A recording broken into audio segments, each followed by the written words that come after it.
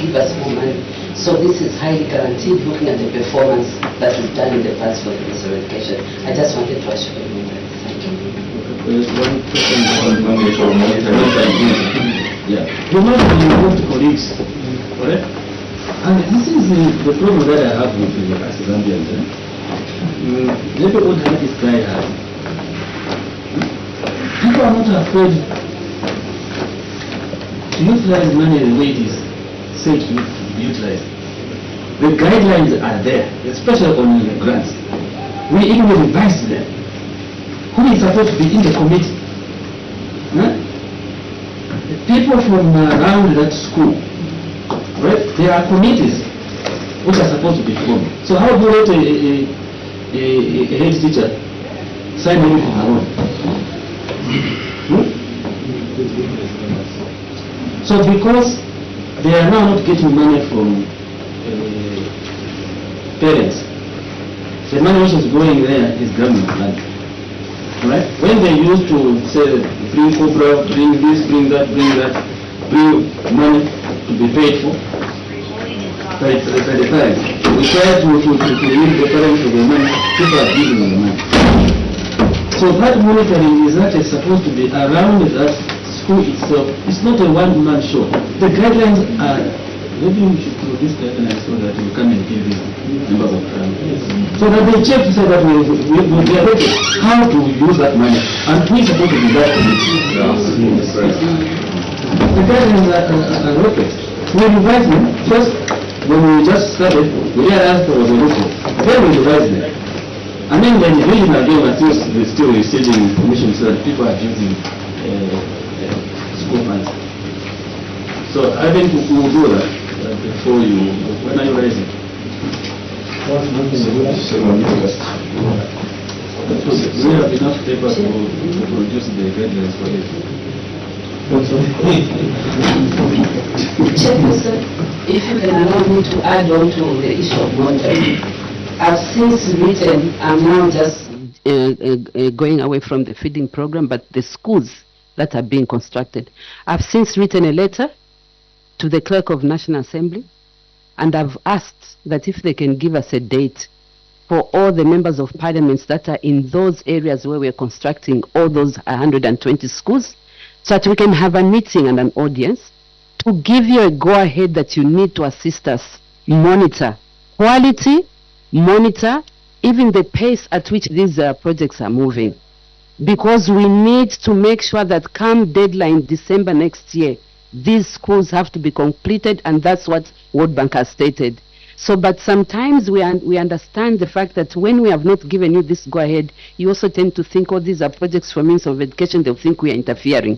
It's not. We need to actually harness the issue of monitoring. So I've written that letter, and I'm waiting for a response so that we can now get together all the members of parliaments where these schools are being constructed and come to agreement, and we give you.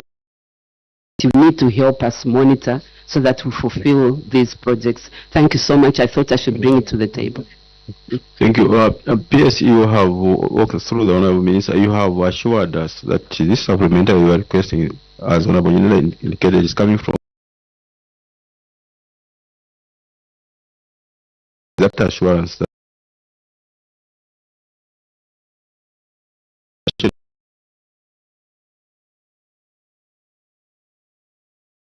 some of the witnesses who have appeared before you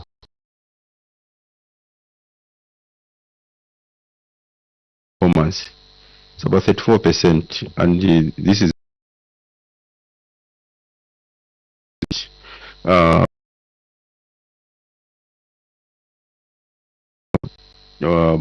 budgeted. It is under the current budget in terms of the budget performance. And I'm asking you this because the question is broad in nature. We may feed these school-going children, keep the girls in school. But for example, if you don't, you are not receiving funds for the grants, for example, and the ministries, then you still have a challenge to have that full complement. So how is the budget so far performing under your ministry? I have to assure you that grants have been up to date. Okay. There's never been a time when the Treasury has deprived us of grants to the schools. They come on time, and we disperse them on time.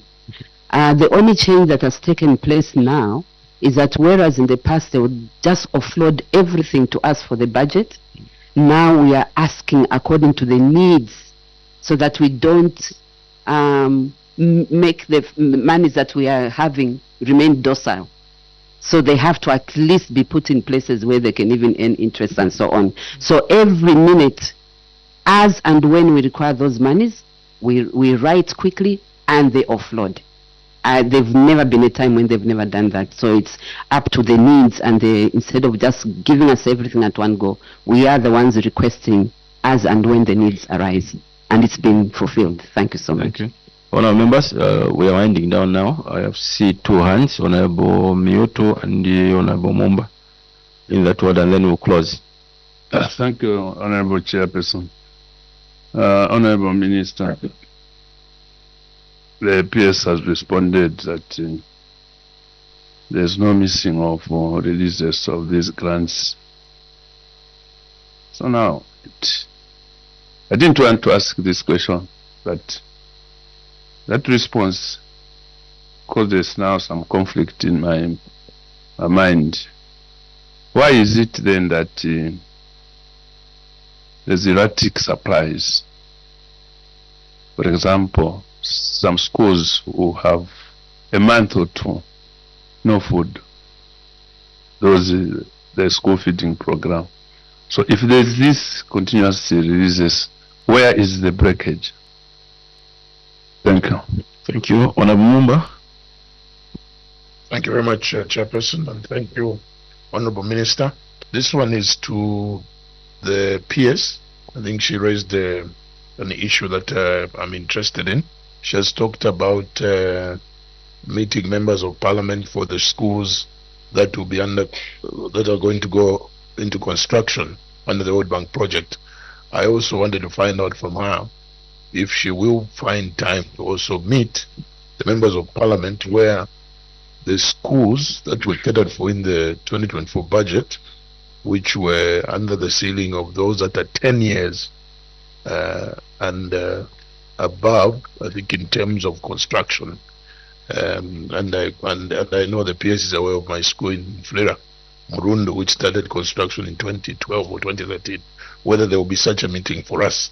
And additional to that, I wanted to find out from these grants, after the withdrawal of the PTA funds and so on, has the ministry encountered any complaints from the schools where they have had to get rid of maybe secretaries or cleaners because of lack of funds, because the funds that are coming as grants are not much? I have also another case like that in Nufre, and I whispered to your minister about it. Thank you. I just wanted clarification. Thank you. Honourable Minister, you can respond to those, then we'll close. Yeah, in terms of erratic funding from Honourable Miyudo, I think where we do not have readily available food, we try to procure from FRI, and it takes time. Certainly it's not that because the money is not there. The money is there, but the procurement process of it from FRI. And this is why we have been encouraging people to do within the district, for example, to buy within. If there are people who are doing vegetables and whatever, they buy within. But mostly it is actually mini meal,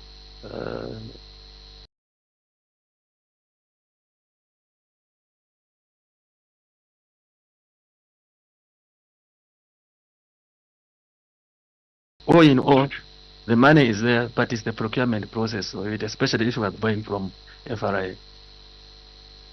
But not to run away from that, we'll actually follow up that as well, in case there are a few isolated cases which fall under that.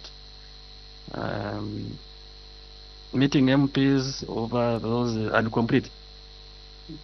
The incomplete ones are different from the World Bank. The incomplete, if they are 80% like yours, I think those are under the Attorney General now. We're just waiting for the Attorney General. Otherwise, the money is there. But it's a way in which we are disengaging with the contractors, and then you have to have a go-ahead by the Attorney General.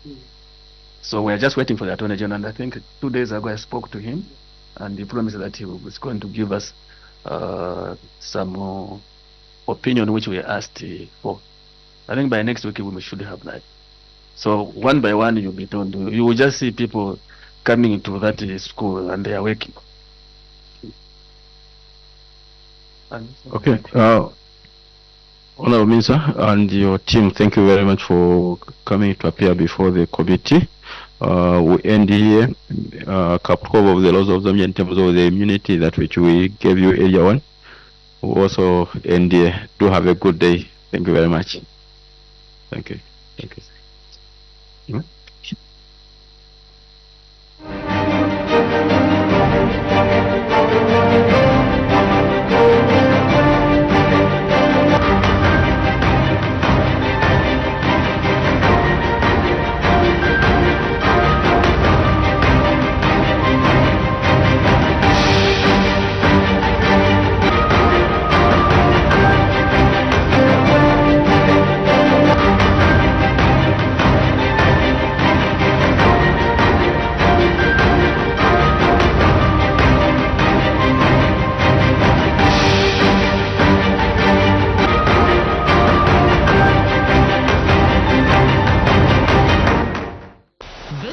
On DSTV Access, swim along with Ariel as she explores all that Atlantica has to offer. Oh yeah! Experience the guts and the glory as the continent's best teams go head-to-head in UEFA Euro 2024. One touch, bang! And watch cultures collide as an Indian woman falls in love with a Maasai man despite their family's misgivings. There's so much to enjoy on your home of entertainment, so stay connected to DSTV Access.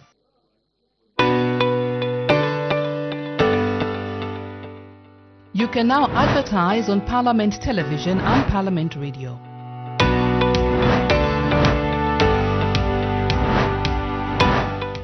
For more information, call 0977 854102 or 0977 536487. Parliament Television, bringing Parliament closer to you.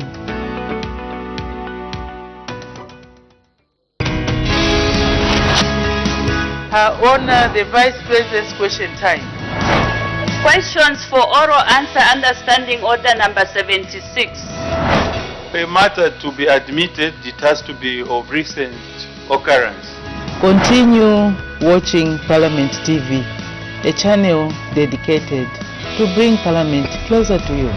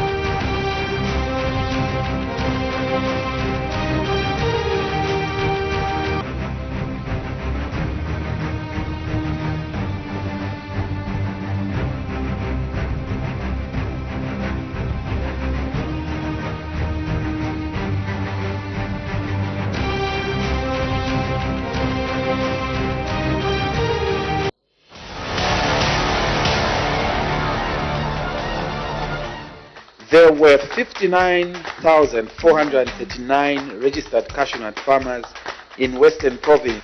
The situation as it is, I'm incapacitated. The good people of Petauke, especially in Nika 1, where we don't have water. This is now a serious risk on the people with Estesi. Last week we registered one maternal death. within the CDF, we can build palaces for all chiefs in our country. Minister, when are we going to have money? When are we going to construct those people? Catch us live on DSTV channel 272, OTV channel 28, Topstar channel 5, or visit the National Assembly of Zambia Facebook page. Parliament Television, bringing Parliament closer to you.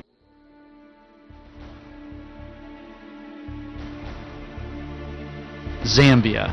Even saying the word is a multi-sensory experience. It somehow captures something of the essence of this special place in the warm heart of southern Africa.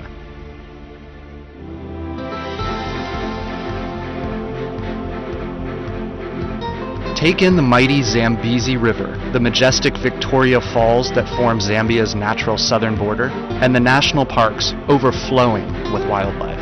Immerse yourself in the fast-growing towns and cities, teeming with history, light, and life. Then visit the vast lakes that seem to touch the stars and engage with a plethora of different ethnic groups, cultures, and languages. Together, they make up the intricately woven fabric of this remarkable country. To visit Zambia is to begin a love affair that will never be exhausted, and unlike any that you have ever experienced before.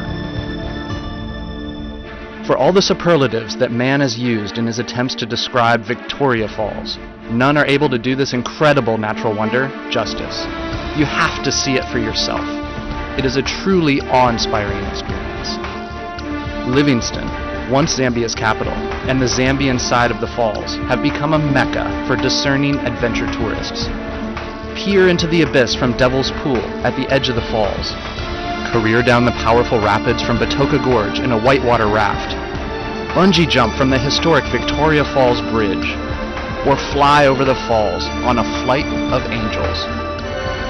Whatever activity you choose, you'll be left with a renewed appreciation for the sheer might of nature. Kafue National Park is amongst the biggest in Africa and is home to more than 130 species of mammal and more than 400 bird species. Enjoy the wildlife from a different perspective on a boat cruise or a canoeing or walking safari. For sheer density of game, South Luangwa National Park is second to none. It certainly lives up to its nickname as the Valley of the Leopard. The stunning Liua Plains play host to the world's second largest wildebeest migration.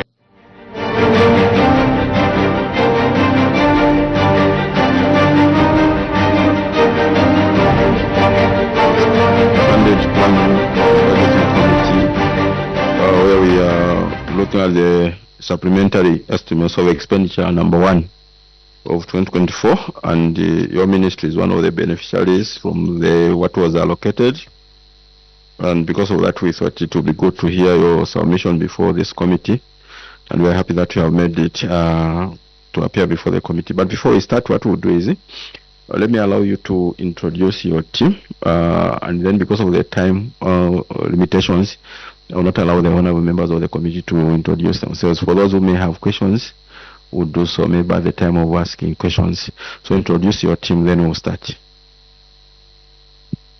Thank you very much, Honorable Chair, and thank you very much, Honorable Committee members. I have come with my team of directors, and the Honorable Member, Honorable Chair, I'll ask my directors to quickly introduce themselves. Thank you. Thank you, Honorable Chairperson, Honorable members of the committee, Honorable Minister. My name is Succeed Mubanga. I'm the Director in charge of Policy, Planning and Information in the Ministry of Fisheries and Livestock. Okay. Chair, the other people are sitting behind you. So they can use the mic here. You can introduce yourself using the mic.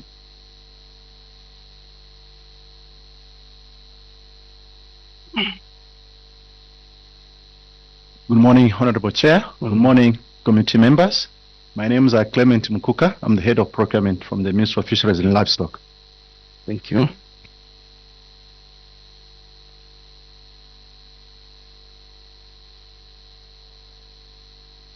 Good morning, Honorable Chairperson. Good morning, members of the committee. Good morning, Honorable Minister. My name is Dr. Charles Maseka. I'm the Acting Director of Veterinary Services. Thank you.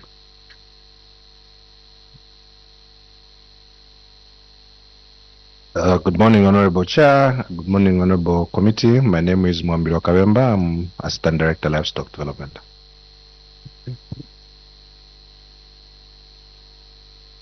Good morning, Honorable Chair and members of the committee. I'm Evans Mutanuka, Acting Director, Department of Fisheries. Thank you.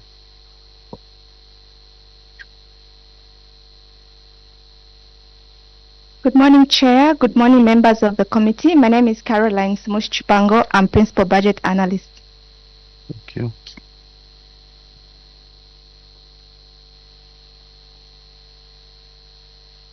Good morning, Chair. Good morning, members of the committee. My name is Kondwani Kondwe. I'm the Principal Policy Analyst.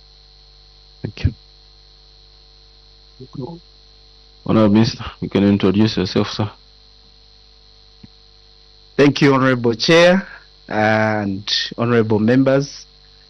My name is Makozo Chikote, Minister of Fisheries and Livestock. Thank you. Thank you. And my name is Fred Jatila, Member of Parliament for Momba constituency, also the chairperson for the committee. Honorable Minister Kaputuko of the laws of Zambia do give you immunity with your team once appearing before a committee of parliament such as this one, meaning that whatever you say was in this committee and that which you say cannot be used against you in any court of law. So take advantage of that provision. Also just to indicate that the same provision works against you in an event that you were to deliberately mislead the committee, and I pray that that will not be the case. And also just to indicate that we are live both on the Parliament TV and the radio. So the people who give us this mandate are following the proceedings. Honorable Minister, we have your submission, which has 8 pages, and it's the request of this committee that we give you maybe maximum of 20 minutes, if you need all of it, to take us through the submission, and also allow a bit of time for the members of this committee to ask questions if at all there will be any, and then we'll close, so that we don't keep you here for long. So, Honorable Minister, having said that, you can start once you are ready. Thank you very much, Honorable Chair, and thank you very much, Honorable members of the committee. Indeed, as per your directive, Honorable Chair, we are requested to submit a memorandum of comments on the proposed supplementary budget estimates, of which we did submit, and I believe all honorable members have our submission. Honorable Chair, the Minister of Finance and National Planning, Honorable Stumbeko Musokoltwani, who has actually recommended a 41.9 billion supplement budget to the National Assembly of Zambia, and these funds are dedicated to government's response interventions to drought. Honorable Chair, out of the recommended 41.9 billion, Chair, in this supplementary budget, a portion of 20% is dedicated to facilitate government drought response intervention in an effort to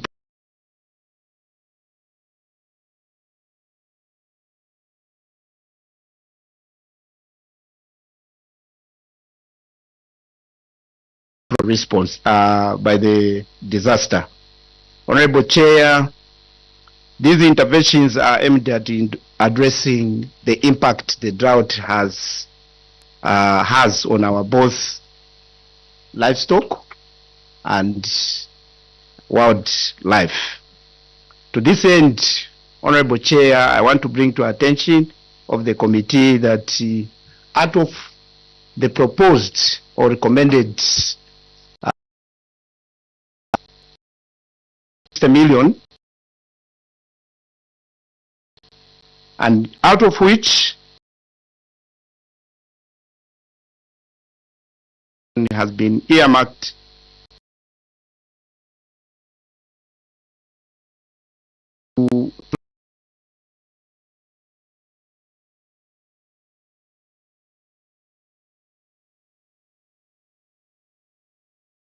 management project.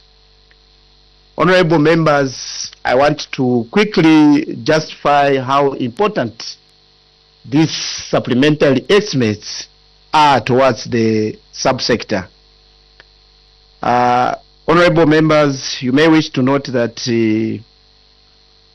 this supplementary budget will help us to urgently respond to the drought and the effect it has on our economy and our citizens. Honorable members, you may wish to note that arising from the disaster that has hit us, His Excellency the President declared national disaster as an emergency, and out of which, Honorable Chair, we have been found that the agricultural season that we have been hit with, a lot of our farmers have been severely affected, and mainly this time around I'm focusing on the livestock and the wildlife that has been hit in terms of access to food, water and pasture across the country. Out of which, Honorable Chair, we have 116 districts, out of which 84 districts have been seriously hit by this drought. And Honorable Chair, this is why, as a ministry, we felt we needed supplementary budget that will help us to respond to the negative impacts that have affected our people. In this area, this is where we are addressing issues such as water, such as disease control, and also providing nutrition or the health of our livestock. Chair, clearly you may see that between poor nutrition status for animals and low immunity, this leads to the stress and also makes our animal more susceptible to succumb to diseases. The supplementary budget, Chair, therefore targets interventions to address the linkages that will consist of the following interventions in our immediate term. Chair, one, we are looking at mitigating against livestock disease outbreaks. This includes vaccination, support to the laboratories, operations, heightened disease surveillance, and strengthened livestock movement controls. And B, Chair, this is facilitation of supplementary livestock feeding for smallholder farmers, mainly as you may be aware, Chair, that most of our farmers or the livestock farmers is in the percentage of our smallholder farmers. A bigger percentage belongs to that. We have got very few that are in the commercial level. So it is the desire of the government that we need to assist our small farmers in supplementing them with the feed or feeding of our livestock.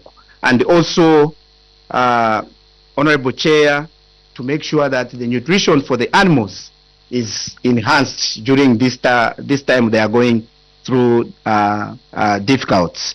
And also, Chair, we are looking at enhancing protection and preservation of the rangelands for the livestock and wildlife. And also we are looking at the protection and preservation of failed maize crop for the livestock feed. These are stockover we are looking at that have been left. Chair, you may wish also to note that in heightening disease incidents, with the we are trying to look at intervention as we are anticipating them. And this is in the area whereby we have identified that the scarcity of pasture, which makes our animal to graze low, and closer to the ground, resulting into getting the spores which result into anthrax diseases. So this is one area that we feel that we needed to quickly find an intervention on how we are going to protect our farmers. As you may be aware also, Chair, that anthrax is a zoonosis disease, which means that it can be transmitted to human beings, and it can be transmitted from animals to human beings. Chair, also you may wish to note that due to the circumstances of these droughts or the effects of the droughts, animals are forced to travel long distance to look for sources of water, to look for the pasture, and this results into spreading of diseases such as foot and mouth disease, contagious bovine pneumonia, normally called CBPP, and all these are the areas that we are anticipating to go through, and we feel as government we have to put interventions to control the spread of these diseases arising from the droughts. Also, Chair, you may wish to note that increased interaction of livestock and wildlife in search of pasture and water. In the same vein, as you may be aware that our game parks are the reservoirs of diseases, especially the foot and mouth disease. So to make sure that we mitigate these challenges, government feels that the supplementary estimates will help us to address these challenges. Chair, I also want to quickly, Chair, to state that the ministry itself is already receiving reports arising from the same situation, the outbreaks of anthrax. Chair, you may wish to note that just currently I was responding to the Member of Parliament of Kalabo, and those are the indications of this climate change that we have been hit with. Now, the government is really making sure that we enhance production and procurement of these vaccines, those which, Chair, we don't produce locally. These are the vaccines that we feel we need to procure in order to support our farmers. And Chair, in addition to disease control measures that I have highlighted, Chair, we are also focusing on enhancing animal nutrition interventions. Provision of supplementary feed for livestock will be critical to maintain conditions in animals. This is where, Chair, maybe through our interaction we have stated that we needed to harvest some of these hay and supplement our farmers. This is where we are looking at areas that have fairly received rains, and this is the northern circuit, just to make sure that we are able to respond to the challenges our farmers are facing. In the same vein, Chair, also the hay is supplemented by also procurement of molasses to make sure that food balanced diet is achieved for our animals. Chair, like it was announced by the Minister of Finance and National Planning, we have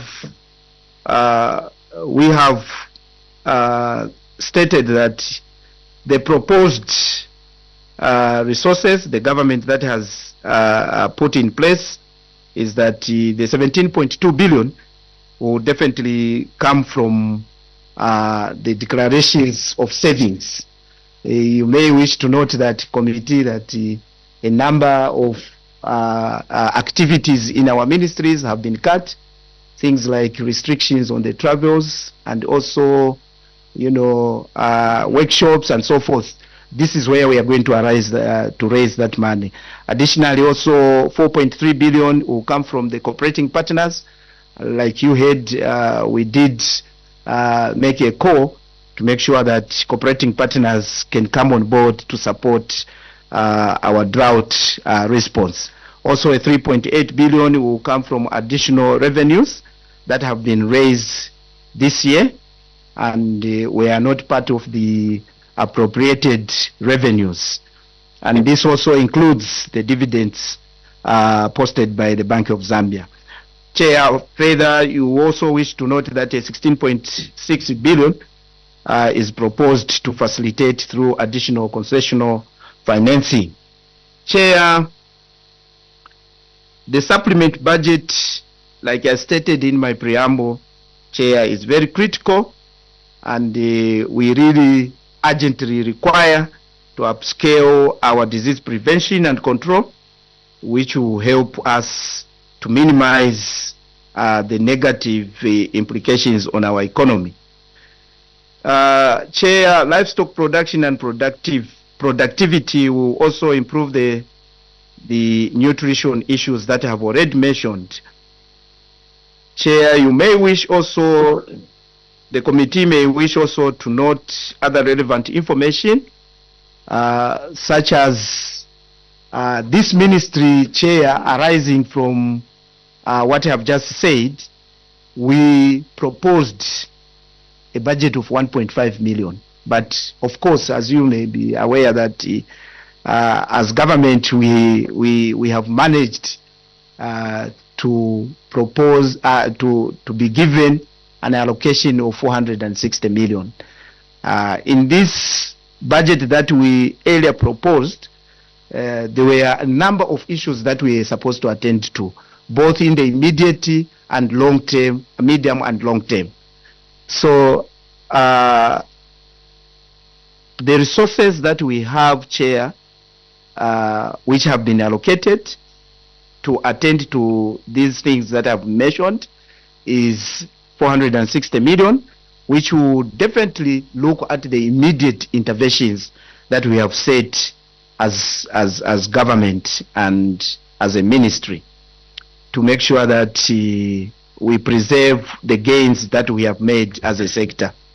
Given the limited resources allocated, Chair, we would make sure that we maximize the impact of the provided funds to ensure that critical areas are addressed. In conclusion, Chair, I want to state that the supplementary estimates of expenditure, number 1 of 2024, has highlighted comprehensively to approach to the addressing the severe drought impact that has impacted the country.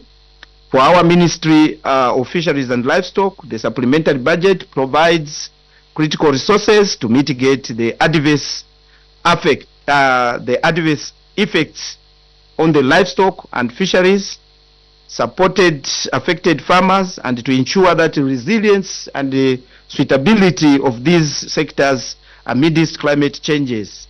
The proposed funding, Chair, as sources reflect a balanced approach that is leverage both internal savings and external supports for the finance the necessary intervention. Chair, I submit. Honourable Minister, thank you very much for that submission. Honourable members, we now have the time to ask questions.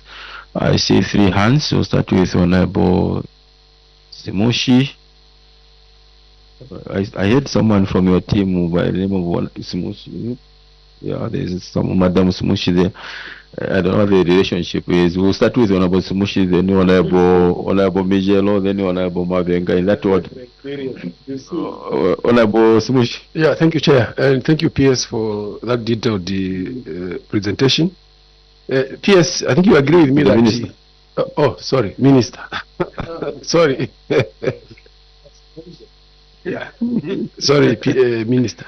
Yeah, you agree with me that we've had this problem of animal diseases for a long time, and especially for us coming from Western Province, I think this has really deprived us of what I would call development, because we've got so many animals, but I think due to the disease prevalence, we haven't really benefited so much. The coming in of the new Dawn administration, I think, has seen some significant, at least focus in terms of trying to change the situation. Quite a number of resources have been put, despite the additional financing that you're asking for. But the question that I have is, do we have a timeline to when we can see the situation turn around in terms of animal disease control, especially in Western Province? Thank you so much. Thank you. Honorable Mijelo. Thank you so much, Chair. Minister, thank you so much for your presentation. Minister, I just want to find out from you, out of the total budget allocation for 2024 under your ministry, how much has been released so far and what is the balance? Because we are now we are clocking halfway, okay, to the end of the 2024, and there is this issue of a BQ, Minister, and the BQ vaccines. Of late, farmers have been complaining a lot that the cost of BQ vaccines, okay, has just gone too high. What is the ministry doing so that we can at least reduce the cost of a BQ vaccine? A number of farmers right now are not able to, they are failing in fact to vaccinate their animals because of the cost. What is the ministry doing? Even when you go to livestock this time around, you can't even be happy about the cost of BQ and other drugs. Thank you very much. Thank you, Honorable Mavenga. Thank you very much, Chair, and thank you very much, Honorable Minister. My clarification was on page 7 of your report. The last line before the conclusion, where I said the ministry will make efforts to maximize the impact of the provided funds. Now, my question is, what measures are you going to put in place to mitigate, to monitor these programs? Since there are don't have vehicles in most areas like Mwabezi, where even not even a motorbike. And some years back, I think some time back, when there was one old motorbike, didn't have fuel. So for you to have to maximize the impact, you have to monitor to ensure that things are done according to plan. So what are the mechanisms that you are going to put in place to monitor the programs? Thank you. Thank you very much. Honorable Minister, you can respond to those with your team.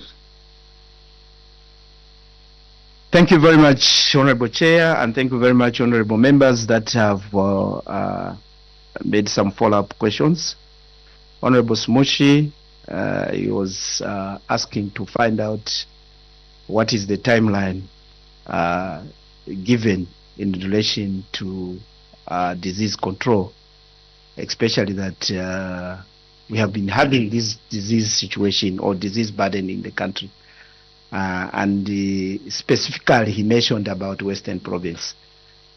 Indeed, Chair, we have been having these challenges in terms of diseases, more especially the province where I even come from. Chair, you may wish to note that I come from that province, and indeed I understand the dynamics surrounding the livestock sector, and being livestock sector being our industry in that province. First of all, Chair, we have planned to address the diseases that are affecting that province. And Western Province, Chair, is known for CBPP. This is a disease that has been there for some time. But the challenge that we found on how to completely, and even having, specific timeline to control these diseases, is also collaboration. The collaboration with the province, it is another, hindrances that we are facing to address issues pertaining to diseases.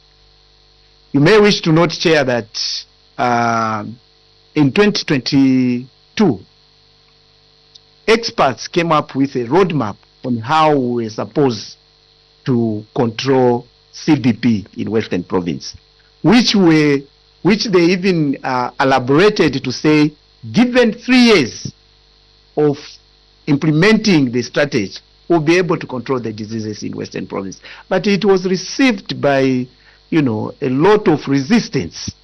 And Chair, you may wish to note that, including even members of parliament, were in forefront trying to influence the communities to work against the proposed strategies that experts did. So to me, it's really, especially concerning Western Province, it's a very sensitive topic, Chair.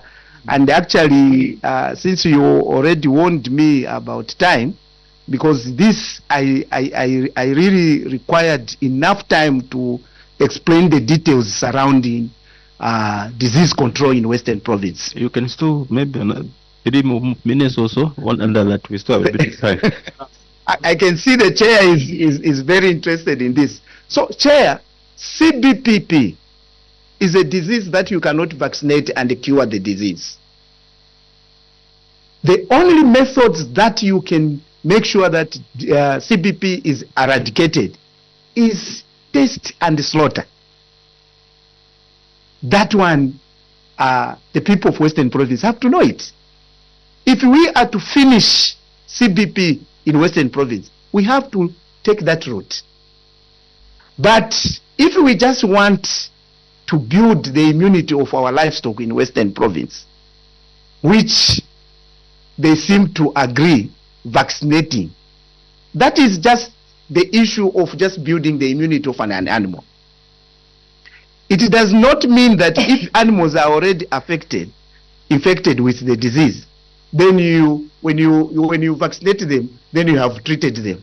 It doesn't work like that. Hence you see recurrence of this disease in Western Province. And also, people have to know that the same province we are talking about, we share borders with our colleagues in Angola. And this is where experts have identified that that is the source of this disease.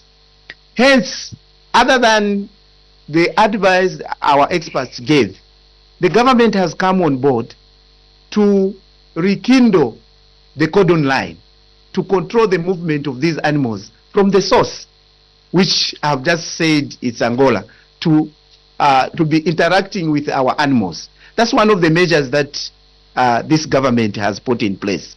Now, to specifically talk about the timeline, the strategy or the intervention that we have put in place to control the disease is that we have decided to continuously vaccinate for 3 years. And I believe after 3 years, we may be able to see change in terms of the diseases that are affecting our province. And Chair, Honorable Michelo was asking about what is the balance from the 2024 budget allocation and what has so far been released. Through you, Chair, maybe at this point I would allow my experts to quickly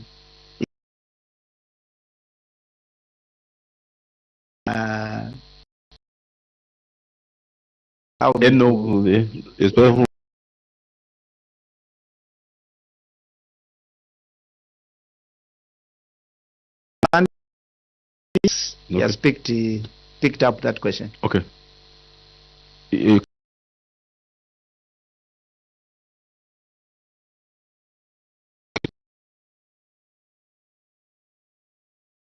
Around 20 initial budget of 1.1 billion kwacha. But I must mention quickly that the initial amount, if you recall from the minister's submission, there have been some amounts that have been realigned to be able to go to the disaster recovery plan. So we're currently sitting around 21% of releases. Thank you. Yeah. Then there was another question on the cost here. Thank you very much. On the cost, for BQ. Before I can also throw this one to my team, but I want just to state that this vaccine, honorable member, through you, Chair, is produced locally. So that's one assurance that I'm giving you, to have confidence that this vaccine is produced locally. Now, I don't know, colleagues, Director Vet, or why our farmers are finding challenges in terms of accessing this drug in relation also to cost. I'm sure that's what the honorable member.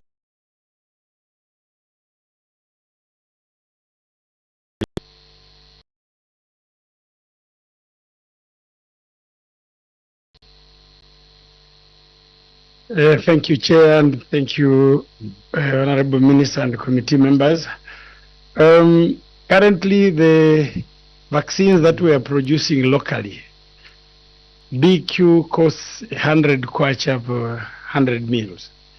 But I think the issue which is there, that we've got imported vaccines on the market. And those, I think we really have little in dictating the price. But I think what I need to mention here, Chair, is that we've got challenges of power supply at our Central Veterinary Research Institute, and that is affecting our production capacities, which maybe could make the availability of the vaccines a bit, it's coming in less amounts than we might, the market might demand.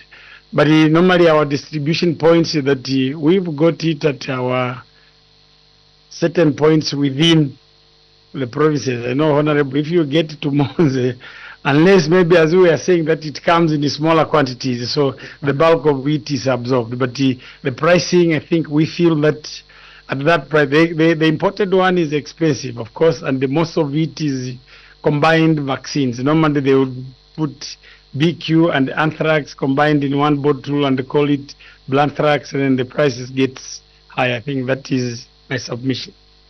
Thank you.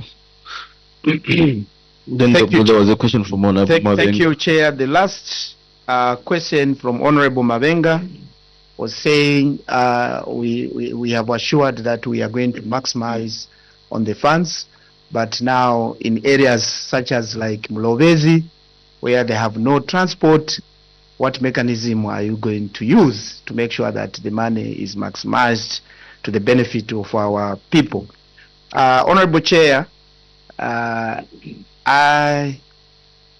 have just taken note of such because, Chair, disease control in this country, especially the Western Province, we as government, we have distributed motorbikes to facilitate our extension officers.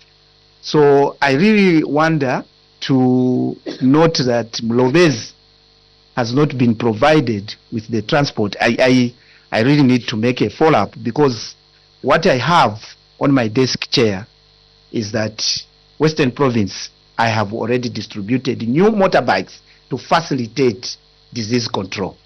And also, Chair, you may wish to note that in the time when we have got such kind of challenges, we have provided all our provincial headquarters with Land Cruiser, new brand Land Cruisers. Now, in time like this, such kind of facilities are diverted to respond to these challenges that we are having. So, if we have challenges in Mlovezi, I expected my team at the provincial level in Western Province to quickly respond to such kind of challenges that we are facing as a country. But I want to assure the honorable member that we'll make a follow-up why Mlovezi don't have a motorbike, because to me, all the districts have been given these motorbikes to respond to disease control in Western Province. Thank you, Chair. Thank you. I'll have the following questions from Honorable Muvikamvi, Kamwambazi, and Honorable Kamboni in that order. Then we'll go to the other. Thank you, Chair. Chair, Chair, I had the question, but it's a supplementary arising from the response that came from the director who was there on the issue of not having enough power. On the supplementary budget, have you also budgeted to put solar so that you don't stop producing these vaccines? But my question was the issue of eliminating all the cattle in Western Province. Of course, I was silent, but even now I can't support it because no matter what you do, you won't completely stop animals from Angola crossing to bring the CBP. And also, what we know is that in our national parks, the buffaloes, they also transmit CBPP. So why don't you maybe, through science of course, produce maybe vaccines, whether it be tablets or whatever vaccines, so that maybe, just like human beings, we have ARVs, and people are able to live. So why are you failing for the cattle so that maybe when you vaccinate these animals, maybe they can be resistant to this CBPP than wanting to slaughter all the cattle? Because really, with this climate change which we are having in Western Province at the moment, if you had slaughtered last year all the cattle, how are people going to survive? Because you usually undervalue the value of the cattle that we have. So why not invest in the vaccines, anti-CBP? You can even consult Dr. Sondash. Maybe you can have a Sondash formula for the same. Thank you. Thank you. Thank you. Honorable Mwambazi. Thank you so much, Chair. And thank you, Minister, for your presentation. Minister, I just wanted to find out, I'm looking at your ministry is dealing with issues which doesn't wait the diseases. And you need to save issues of livestock and so many other things in your ministry. Your budget was 1.5 billion. And you've only been given 460.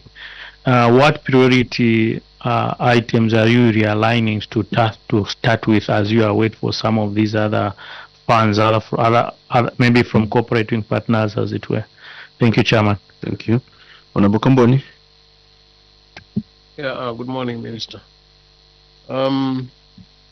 Anthrax, I think, I don't know, from my little knowledge, though it's from the streets, when we have a dry spell like this, it's quite very favorable. And you vaccinated, I think, around this period last year.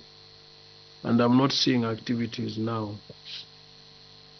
Now you're saying you are not able to produce enough medicines, because anthrax, we produce it locally because of electricity.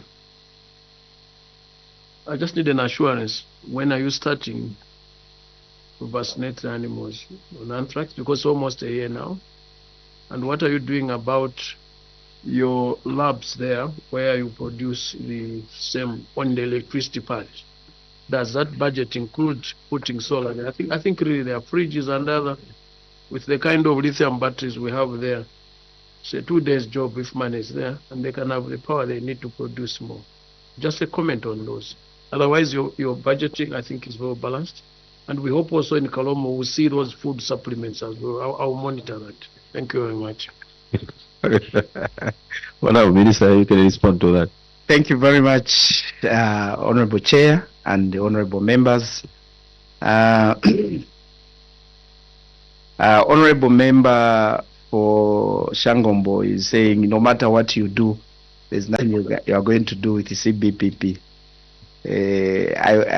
Through you, Chair, I want to encourage the Honorable Member that whatever we are going to do, we will see change in terms of controlling CBPP in Western Province.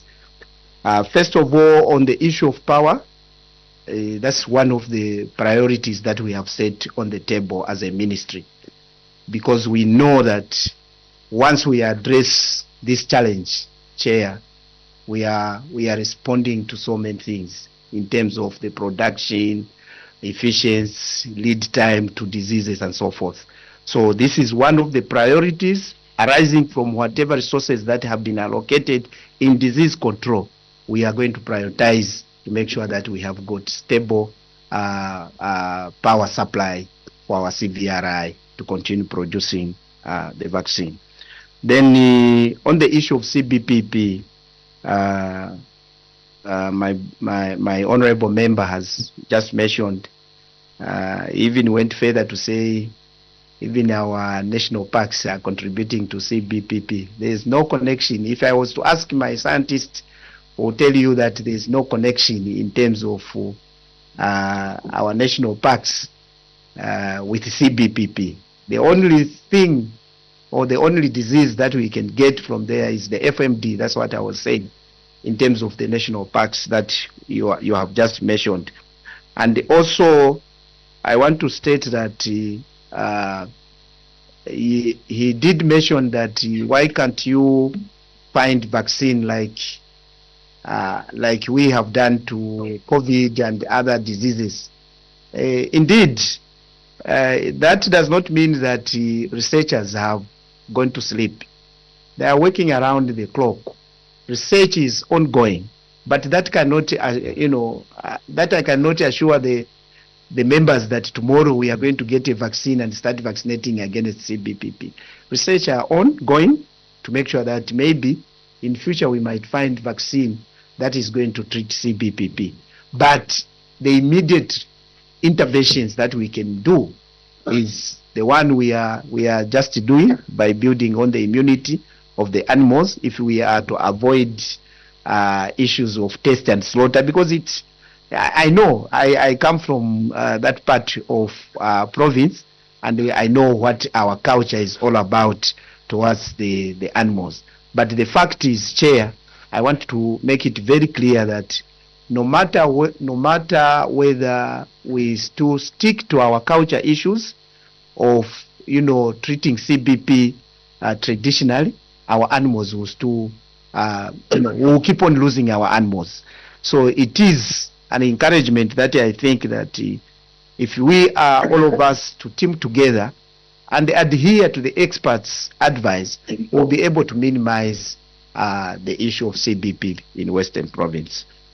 Honorable Mwambazi has said now what priorities, looking at what has been allocated compared to what we planned ourselves. Indeed, Honorable Member, that is the point, and this is what we have done ourselves, is that from whatever resources that have been allocated to us, we are looking at what is that we can do in the immediate with the resources that have been allocated to us.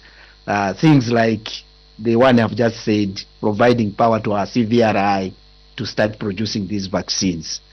Things like we needed to make sure that we provide water in places that we feel our animals have no access to water. So those are the few things that we have put as a priority, looking to the resources that have been allocated to us. And Honorable Kamboni, he has mentioned that correctly, actually he has correctly mentioned that anthrax happens when we don't have pasture. And when animals start grazing low and they are able to inhale the spores, and those spores result into anthrax. And indeed, Honorable Member, through the chair, this time around, that's the time we had that heat which paralyzed the whole sector. And why are we not vaccinating, or when do we intend to vaccinate? Honorable Chair, these are the priorities that I have stated. As we are talking now, the ministry is putting in place these logistics to move in all our endemic areas and start vaccinating our animals against anthrax, to make sure that we don't go through what we went through last time. So this ministry is equal to task, and we are going to start vaccinating in all endemic areas to make sure that we are able to prepare ourselves or to prevent our animals from the shocks. I'm sure maybe the answer of power, I've responded it in the first response. Thank you.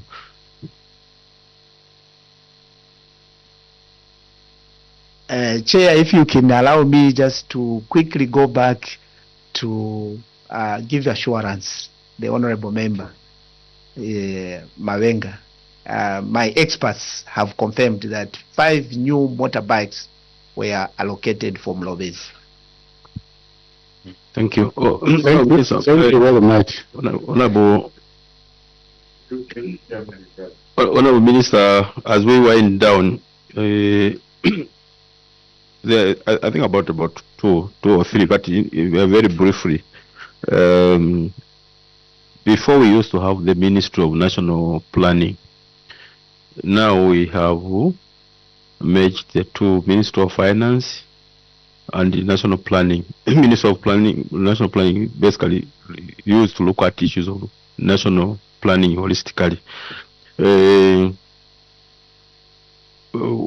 by the responses, and I don't know for some reason this year, in terms of what the Ministry of Finance is releasing to all the ministries, at about 21%, 34%. I mean, the last 3 or so years, we used by this time around, we'll be at about 50%, 60%, which is now the concern for the members. But I'm talking more about issues of planning, because when you look at the challenges that which are facing us now, some of them are maybe to do with maybe lack of planning. Obviously, planning also is always tied to resources. Government has sometimes pronouncements. Long term, for maybe 5, 6, 7 years, same thing. If you look at like what we're talking about now in terms of, I know you are more of livestock. If you go to these family blocks, for example, family blocks have a component of both in terms of agriculture and then the livestock. That issue has been there for almost from 2006, planning about family blocks. But you go there, you find nothing easy happening up to now. And that's why I'm relating my question to issues of planning. In my constituency, for example, and because you have talked about issues of water, you are focusing on issues of water was for our animals and the like. Okay?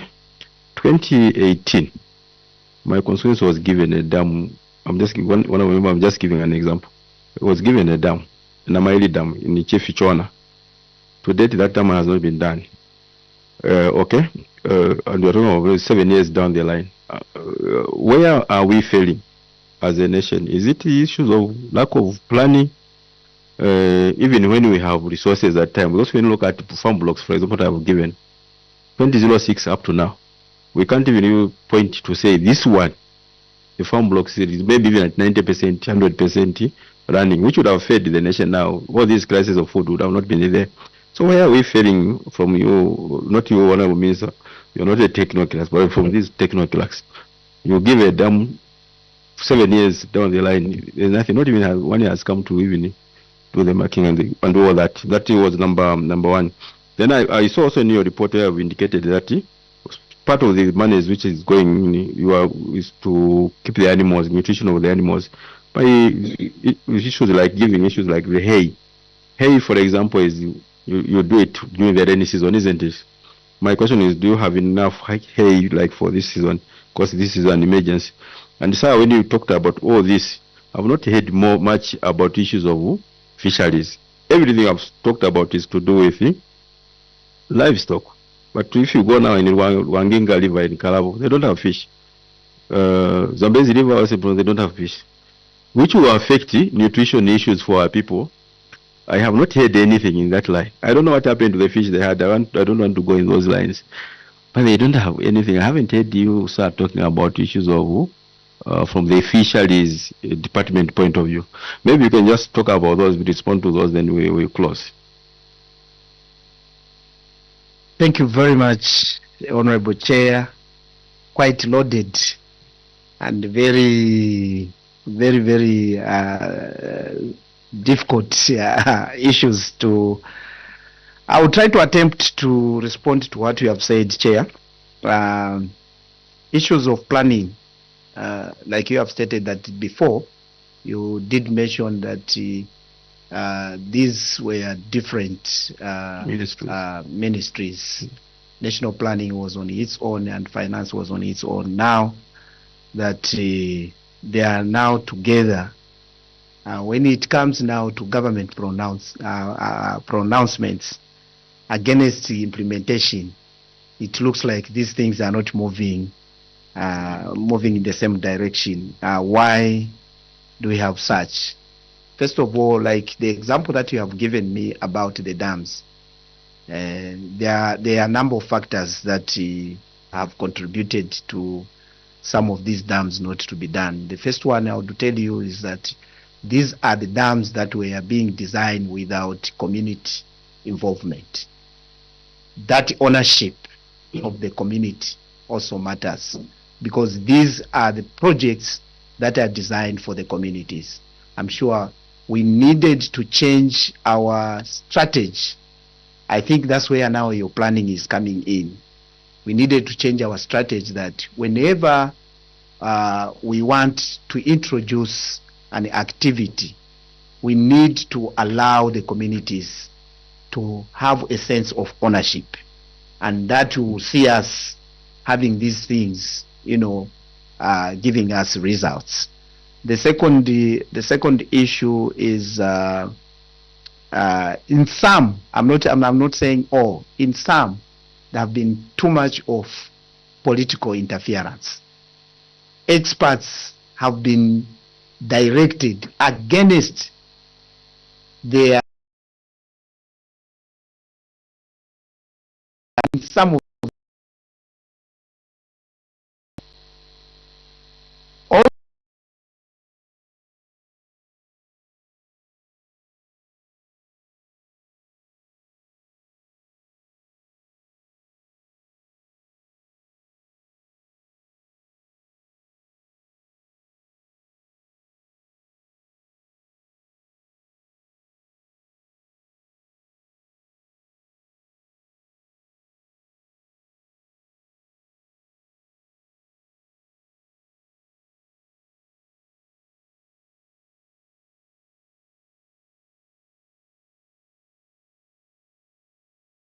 one has to be noted.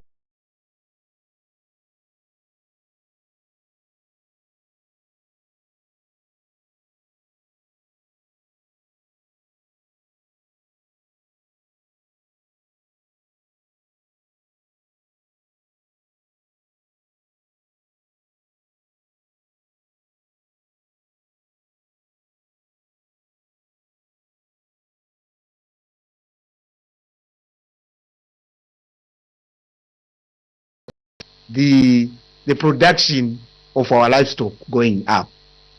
But we will say no, that's not correct. What is correct is this: out of such, we end up not achieving what we are supposed to achieve. So on that one, Chair, I would say we have taken note, and these are the things that we can share. That's the more reason that why we interact, so that ideas can be put on the table and improve where we have not done very well. What you have also, Chair, mentioned about the harvest of hay, and you are saying, are you sure? Do we have anywhere we can get this hay? Like I stated, Chair, that we have faced these challenges in 84 districts out of 116. And these 84 districts, we don't have hay. And it's a fact because of the drought. But the northern circuit, we have a bit of hay that side, that we feel if that hay is harvested, it can supplement other areas that have been affected. So to us, I will not say really that we have got plenty of this, but we have got areas where we can still harvest this hay. And also not only focusing on the grass, Chair, we are also focusing at stovers that have been left in the fields arising from the drought. So all those things we are trying to address, that if we can bring all these things together, supplemented with molasses, we'll be able maybe to mitigate the nutrition for our livestock. And the last part was throughout your presentation, you have not heard from the fisheries section or subsector. Indeed, the focus has been so much on the disease control and the nutrition health of the livestock. Chair, maybe through you, I would ask my expert just to see why we are trying to moderate or not, just to underplay the fisheries sector. But he's going to give you what we are doing, although presentation, to make sure that has not been left behind. Through you, Chair, if I can seek that authority. Yeah, sure.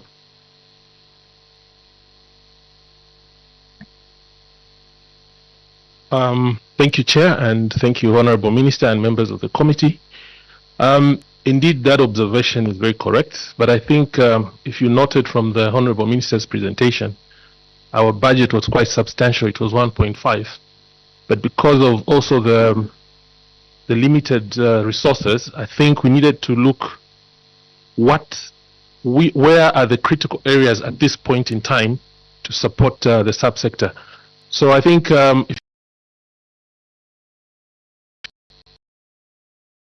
and also fishers. However,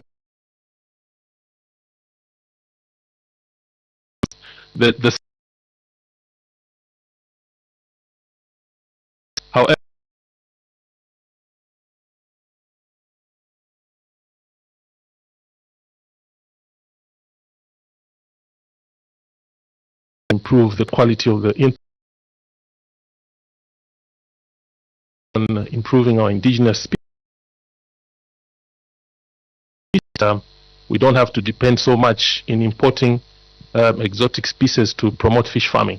As we speak now, I think the Honorable is scheduled to meet a group of communities from Sumbu, from Lake Tanganyika, where we are also working with communities in terms of improving our management at community level, establishing fish reserves within these fishery areas. So those are sort of interventions, although long term, but they're quite critical for the subsector. So in terms of omissions, I think we had some interventions there, but we needed to look at what is really critical at the moment for the ministry to support. I thank you, Mr. Chair. Okay, thank you. Honorable Minister, thank you very much for coming through to appear before this committee. Your submission is quite very critical, and it is now up to this committee going forward as we do our report to indicate especially the gaps noted where we wanted 1.5. Only 460 has been given, which is quite low. But for now, we have taken note of your submission. In terms of the provisions of the immunity, that which was only granted to immunity with NDA, we know that you are full loaded with other immunities which we can use, but for this purpose, the immunities for NDA. Do have a good day, Honorable Minister. Thank you very much. Thank you, Chair.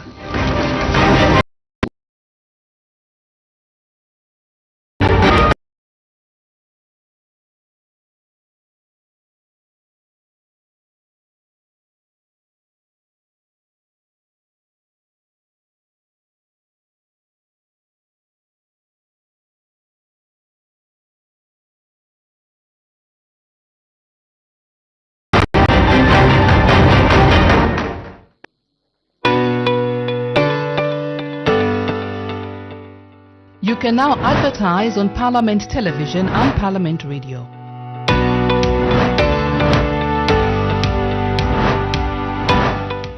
For more information, call 0977 854102 or 0977 536487. Parliament Television, bringing Parliament closer to you.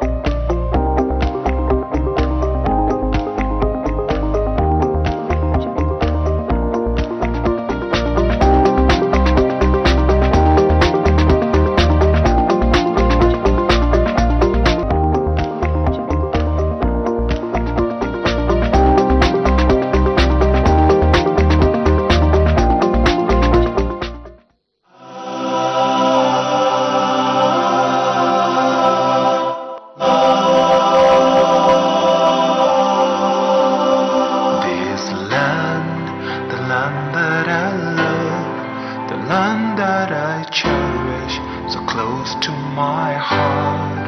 This land, founded on freedom, grounded in justice, love for all mankind. It's a land where every person is born.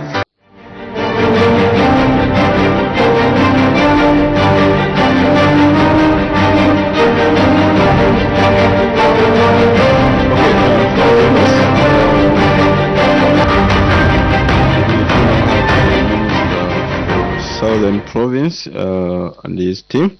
Honourable Minister, you are welcome and good morning. Thank you very much, sir, and good morning to everyone. Thank you. Honourable Minister, you are appearing before the Expanded Planning and Budgeting Committee, where we are considering the supplementary estimate of expenditure number 1 of 2024.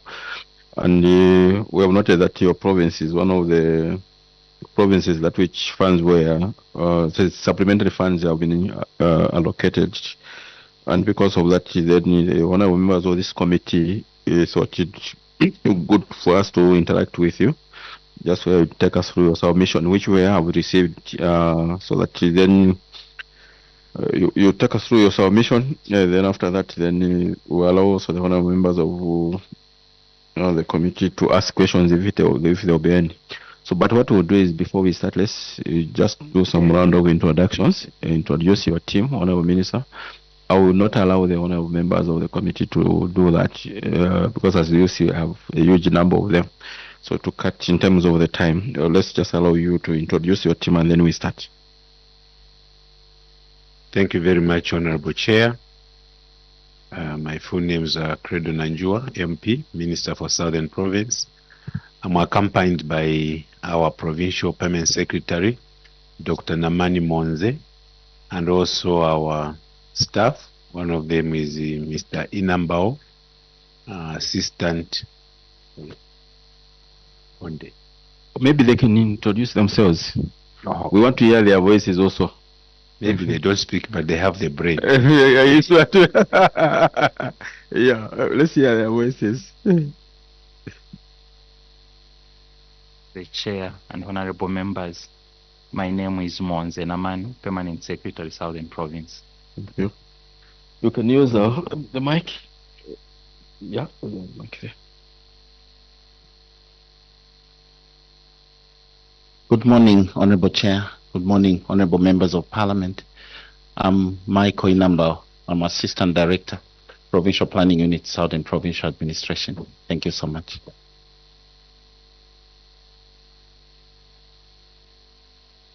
Good morning, Chair. Good morning, Members of Parliament. My name is Roy Onde, Acting Director Finance, Southern Province. Do you have one more? Oh, we're done. Okay, yes. Thank you very much, Honorable Chair. On that point, I want now to go through our submission. Before you go through your submission, sir, introduce yourself.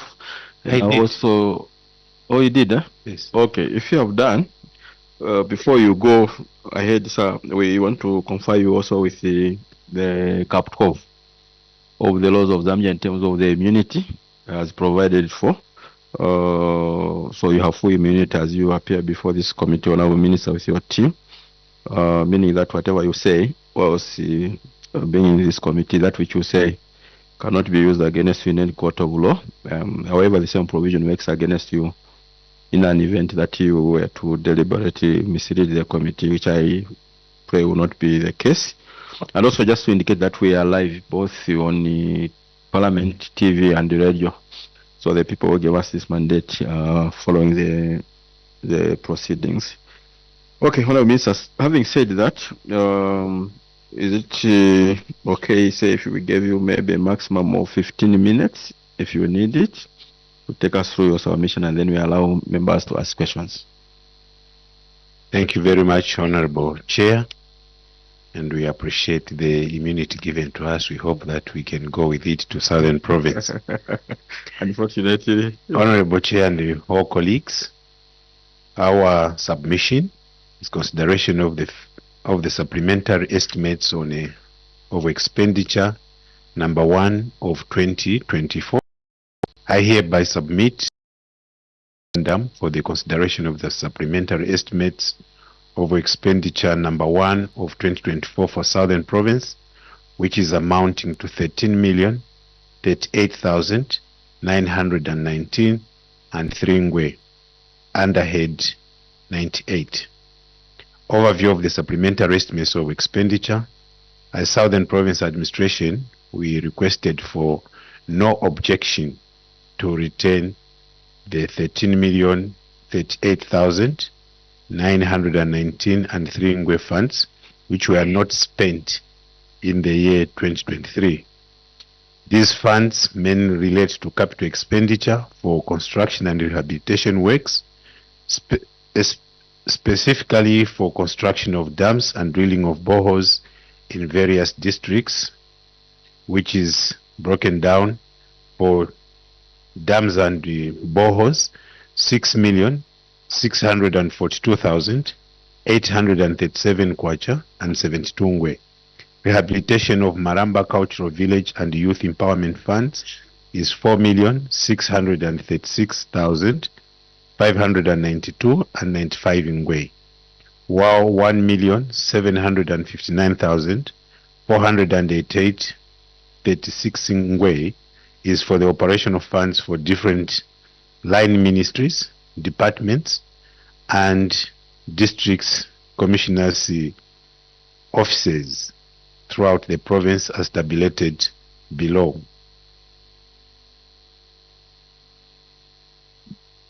Provincial headquarters general deposit account, which is, this money is already with us in the province. Provincial headquarters general deposit account with Zanaco, as mentioned on the account number, we have got 4,636,594.95. That is meant for Maramba Cultural Village rehabilitation, youth empowerment, and other operations. Water Affairs Department, we have got maybe Honorable Minister, because we have this table. Okay. You may not need to take us through one by one. Okay. Yeah. So that's the breakdown as provided to you. We just get to justification. Justification for the supplementary estimates of expenditure. As Southern Provincial Administration had planned to construct a total of 10 dams, drill 10 boreholes, and rehabilitate the Maramba Cultural Village in the year 2023. Works could not be completed on time during the year 2023 due to delayed release of funds from the Treasury. This has had a negative impact on the provincial administration deliveries of services to the community in the year. Hence the request for no objection to retain the funds for the financial year ended 2023 to be expensed in the financial year 2024 so as to complete the projects which were started in the year 2023 as per stipulated guidelines. Sources of revenue for the supplementary estimates of expenditure. The province has requested a non-cash supplementary provision warrant for a total of 13,038,919 3 ngwe for funds already held in various commercial bank accounts within the province. These funds came from government main releases and line ministries funding to provincial departments. Share the impact of the supplementary estimates of expenditure on the programs. Works were started in 2023 and we need to complete them so that communities can utilize the facilities. The supplementary estimates of expenditure is not granted. The communities will be denied access to clean and safe water supply, and initial expenditure on the project will be wasteful. The non-cash supplementary provision warrant for Southern Province, which amounts to 13,038,919 kwacha and 3 ngwe, primarily relates to expenditures that have to do with capital expenditure, such as construction of dams, drilling of boreholes, and youth empowerment in various districts in the province. As a result of this, the supplementary estimates of expenditure will benefit the people of Southern Province, particularly if authority to use the funds is granted ahead of us. So, Honorable Chair, we are just looking for authority to be granted to us so that the money which is already in our accounts in the province can be utilized for the intended benefits. Honorable Chair, I submit. Thank you, Honorable Minister, for that brief submission. Honorable members, any questions? We start with Honorable Simunji and then Honorable Mijelo. Honorable Simunji. Thank you, Chair. Honorable Minister, you are not the only witness who has come with such a request. Several departments, normally at the end of the year, that's when they receive their fundings. Even this year, I feel the last witness we had is that 21% budget releases. Are you happy with the way Minister of Finance are releasing this money, such that we meet the budget, what we promised people to do in the year? Thank you very much. Thank you, Honorable Mijelo. Thank you, Chair. Minister, thank you for your presentation. My Minister is on the issue of the 10 dams you proposed to construct in Southern Province. Yes, out of the 10 dams, are you in a position to help us share the points, the districts, even constituencies where you're going to allocate these dams? Because as I'm speaking right now, there are some dams, especially, example in Wengwa constituency, which is Kanundwa Dam, one of the biggest dams in Wengwa constituency. It's almost now, it is about to bleach as I'm speaking right now. If it is not rehabilitated, then next year we're going to lose water and it will be so expensive again to start rebuilding it again. Is it possible that you can share the information so that we see exactly where those dams will be sitting, those to be constructed and those to be rehabilitated? Thank you very much, Chairperson. Thank you. Thank you. Honorable Minister, can you respond to those? Thank you very much, Honorable Chair, and thank you, colleagues, for those questions.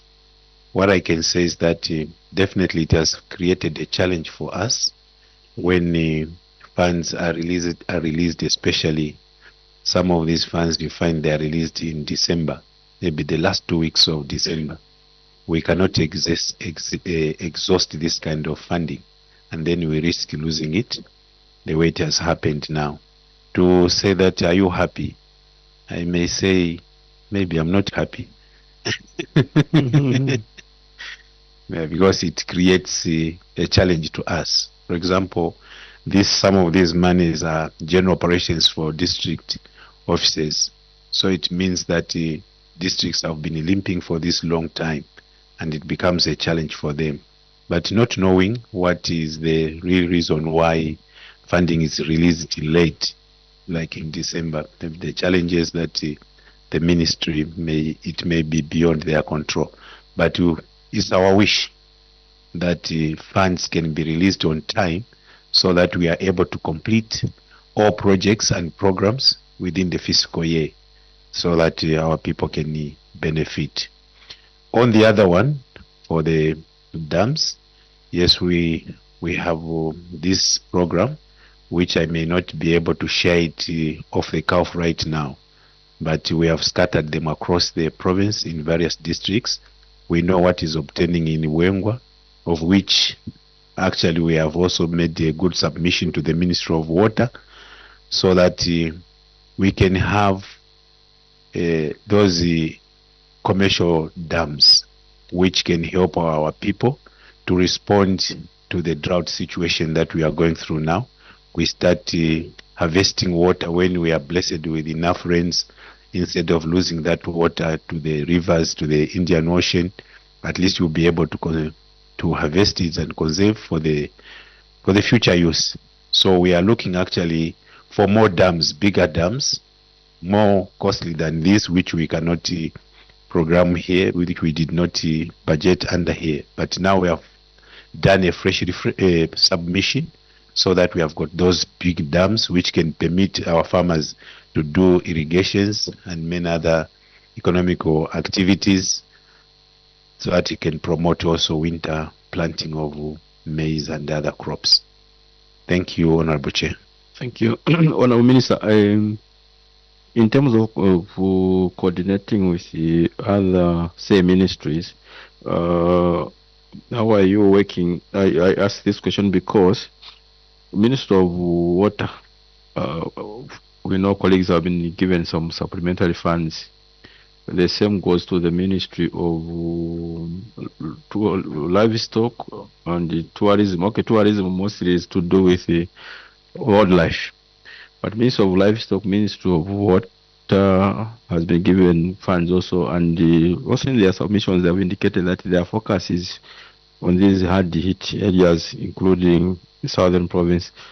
And in the indication also they have given us a hint that they would want to rehabilitate dams, construct maybe even new ones, and I'm asking that question based on what Honorable Kasauta Major has asked. So how are you coordinating in terms of to avoid just the issue of duplication in terms of, especially when it comes now to allocating these funds for the dams? Thank you, Honorable Chair. Our coordination with the other ministries, we can say that we have got a good working relationship, and we are highly coordinated. And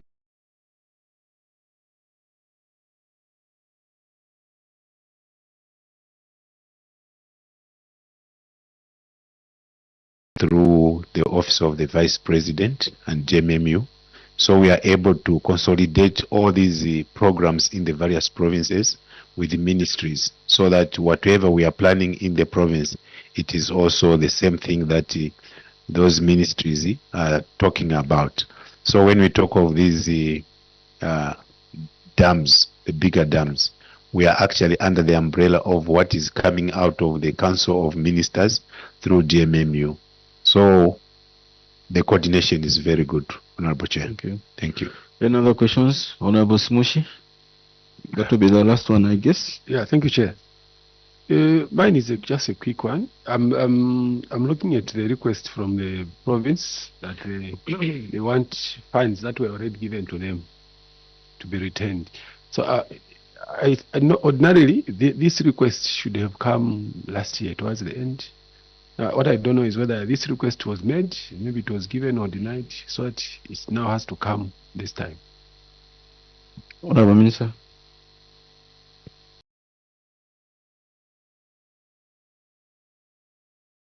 Through the ministry has just put into the supplementary estimates so that it can be authorized. So the submissions were done already. Thank you. One of members, we need to end here. As indicated, this is a provincial issue, so to say I think they well covered. But just Honorable Minister, you are part of the executive, just to indicate the concerns of these members, not for the province, but just generally. I think what we are noting is that the issue of planning and financing always has quite a number of mismatches. The last three budgets or so, by this time mid-year, we would have seen a burn rate of, the releases from the ministries, usually it's about 50-60%. But now the worry for this year is that we are about 21 to 34%. So it's the aspect of planning from you people as the executive. We start getting worried, especially even in these funds. 13 million should have been done last year. So that this time around we are looking for other sources of funding to start a new project. Yeah, so it will be good to see. I know as a province you do have the provincial development plan, but just to tie it to these funds and just to push with the executive to ensure that funds are released as and when. Because as I said, 34%, 34%. If say all that monies were given to you, say October, November, you still have a problem to ensure that then you utilize all the funds within that limited time. Meaning again next year we may have getting a lot of money. But as I said, this is just basically a general observation at that level from the executive point of view. Okay, so having said that, Honourable Minister, thank you very much for coming to appear before this committee. The Kapko of the laws of Zambia in terms of the immunity, that which you wanted to go with to Southern Province, unfortunately, so you can't go with it. It has to remain here. You have able people like Mr. Inambo to take care of those areas. Yeah, so do have a good day. Thank you very much. Thank you very much, Honorable Chair and all colleagues. We are very appreciative for the invitation and the interaction. Thank you. Thank you.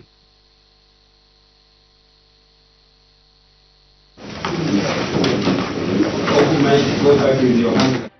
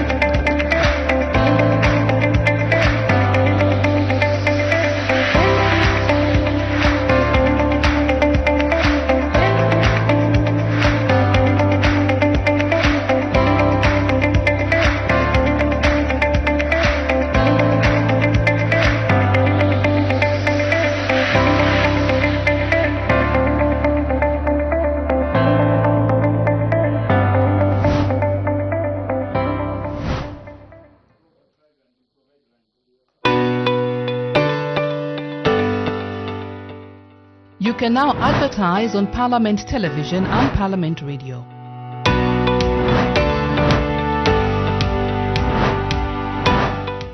For more information, call 0977 854102 or 0977 536487. Parliament Television, bringing Parliament closer to you.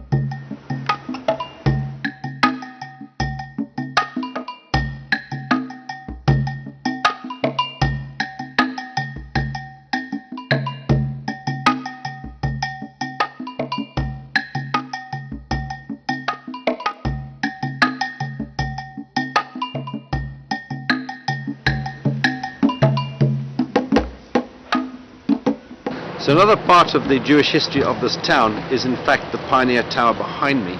That was funded by the Sussman brothers. They were amongst the first Jewish people to come to this country back in the 1890s. And once Livingston Town was built in 1905, they were amongst the first inhabitants. And 50 years later, as part of the celebration of their lives in this country, they funded the building of the clock tower. And of course it has a wonderful view over the falls, which we can see in front of us here, all the way down there. So it's part of the celebration, and 100 years later the Sussman brothers came back, and the Lutunga came from Barotsedan to come and meet them. That is the prominence that this particular family had in this country, and of course in South Africa, because they left here, Livingston, to go to South Africa, where they set up in South Africa the company called Woolworths. So to this day the Jewish people have a strong influence not only in this country but in the sub-region.